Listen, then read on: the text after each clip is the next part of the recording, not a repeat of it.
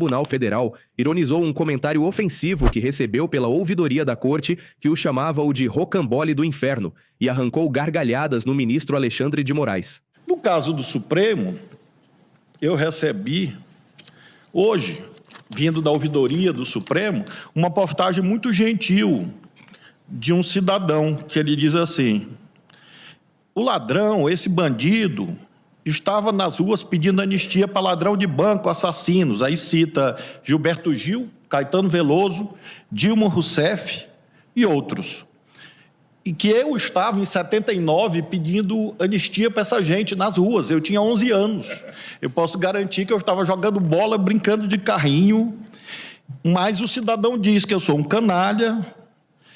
Aí ele me chama, ministro Alexandre, para não lhe deixar sozinho com os apelidos que nós achamos jocosos, rocambole do inferno.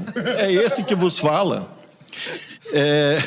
Eu achei muito criativo, achei até poético, né? Rocambole do inferno. Eu vou perguntar para minha esposa o que ela acha. Ela vai dizer: você é meu rocambole, nunca do inferno. O comentário, sem identificação, ainda afirma que o ministro Flávio Dino deveria apanhar até perder os dentes. Ao terminar de ler o comentário, Dino disse que trouxe a leitura para a corte para ilustrar o espírito do tempo. Por que eu leio isto aqui, que veio da ouvidoria do Supremo? Porque ele termina assim: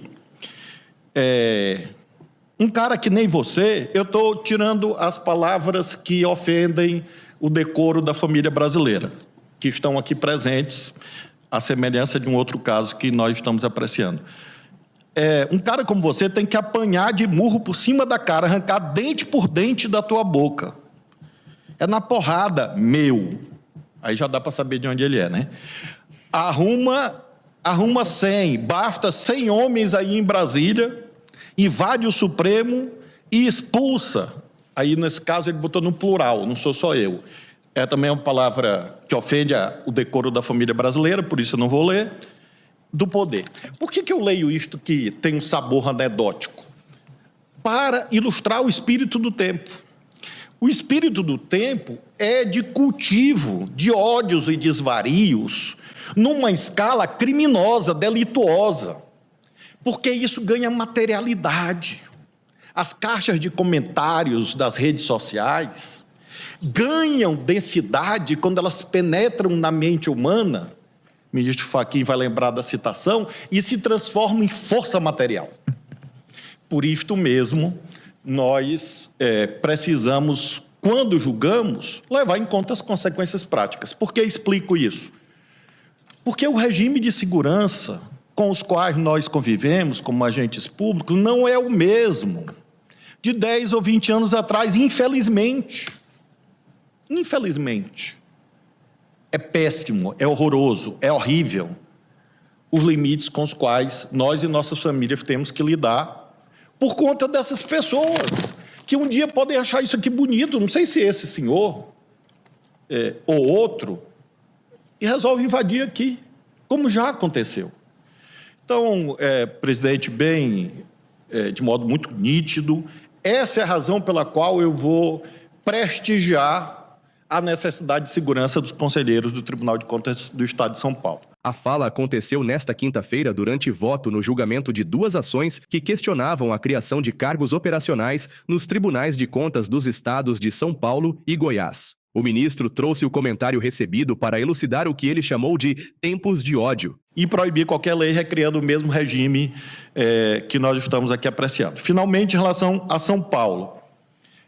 No intervalo, a eminente ministra Carmen Lúcia narrava uma situação de um tiro que atingiu a sede do Tribunal Regional Eleitoral do Paraná.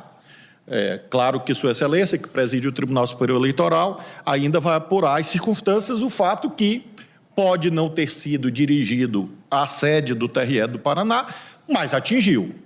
Nesse instante, nós estamos com uma crise de segurança na esplanada, em um dos ministérios aqui, por conta do desenvolvimento social, uma pessoa com um carrinho cheio de explosivos, fogos de artifícios, estourando em tudo. Está lá, esta crise. pequena, média ou grande, mas está. No início da semana, durante julgamento de integrantes do Núcleo 3 da trama golpista, o ministro Alexandre de Moraes também ironizou os muitos apelidos atribuídos a ele nos autos do processo, entre eles o de cabeça de ovo. E nas mensagens, aí coloca quem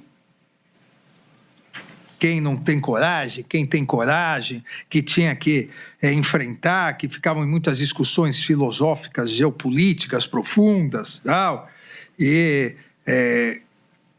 tinha que ter coragem para deter uma fraude eleitoral clara. E ainda, se a gente não tem... Márcio Nunes Rezende Júnior. Se a gente não tem coragem de enfrentar o cabeça de ovo e uma fraude eleitoral, vamos enfrentar quem? Ou seja, além disso, eles também conseguiram fazer vários apelidos para esse ministro relator, né? Eu quero dizer, Vossa Excelência, que o anterior é mais simpático, centro de gravidade. É mais simpático. Agradeço, ministro Flávio.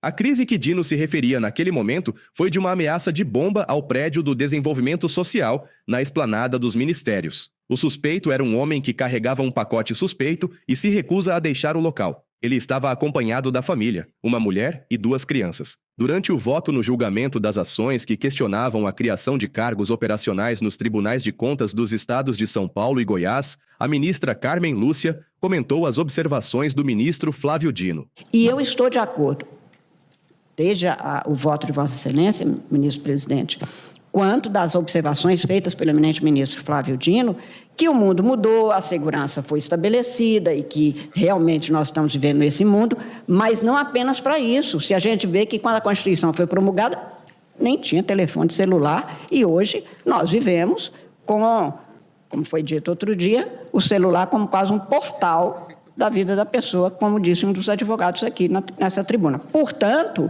nós temos que interpretar, preservadas as escolhas do Constituinte, para aplicar os princípios que estão no caput do artigo 37. Diante disso, eu peço todas as vênias à divergência, mas eu estou julgando procedente, conhecendo em parte uma das ações, julgando procedente na parte conhecida, procedente a de Goiás, e estou considerando que, não pelo princípio da confiança legítima, porque quem foi do serviço público a vida inteira, exerceu cargos de escolha, sabe bem disso, muito mais quem já teve as experiências que alguns dos ministros tiveram no Ministério da Justiça, na governadoria, sabem que quem entra no cargo e quem ocupa um cargo em situação de precariedade sabe disso. Agora, isto não significa que eu não tenha que levar em consideração que durante uma parte considerável da vida dele ele fez aquilo e ele passa a considerar que aquilo é legítimo e que vai se convalidar em algum momento. E ele ia aos grupos de pressão, nas assembleias, para fazer as leis, para resolver a situação deles, e isto há centenas, nos estados, nos municípios, permanentemente. Daí o que é a ponderação do ministro Flávio Dino, prevalecendo, portanto, esta condição de que há pessoas idosas, como eu, para além de mim, e que, portanto, trabalhar em situação de precariedade, acreditando que ia chegar um momento em que isto não ia poder ser desfeito, e este Supremo Tribunal Federal não aceita, em termos de regime jurídico, o fato consumado, porque se consumam inconstitucionalidades e se continuar a praticar exatamente acreditando que vai vir uma lei que resolve isso, vai vir uma que consolida, vai vir uma que purifica essa situação. Portanto, eu acho que apenas considerando esta realidade, que a pessoa começa a acreditar e depois já não dispõe nem dos meios para reinventar a vida que foi calcada nessa estrutura funcional, eu estou votando, como disse, acompanhando Vossa Excelência, mas dando a modulação de efeitos, que é exceção nos termos do artigo 27, apesar de todas as semanas a gente modular em vários julgamentos, no plenário virtual principalmente, e, portanto, temo e acho que a gente precisa de ser cada vez mais rigoroso nisso, para voltar ao que o artigo 27 da Lei 9882 é uma exceção, mas, neste caso, configura-se um quadro em que realmente se criou uma situação tal que é preciso que se dê este tempo necessário para que a própria administração proibida de dar continuidade a este quadro ou de repeti-lo, embora isso seja muito mais uma recomendação, porque se não se cumprir, fizer outra lei, vai ter que vir outra ação direta aqui para a gente julgar, mas eu estou voltando acompanhando a Vossa Excelência, presidente. Com essas observações, aqui nenhum de nós desconhece que fazer cumprir princípio republicano de concurso público é dificílimo. O princípio mais difícil que eu conheço para dar cumprimento nesse artigo 37 é o princípio da impessoalidade.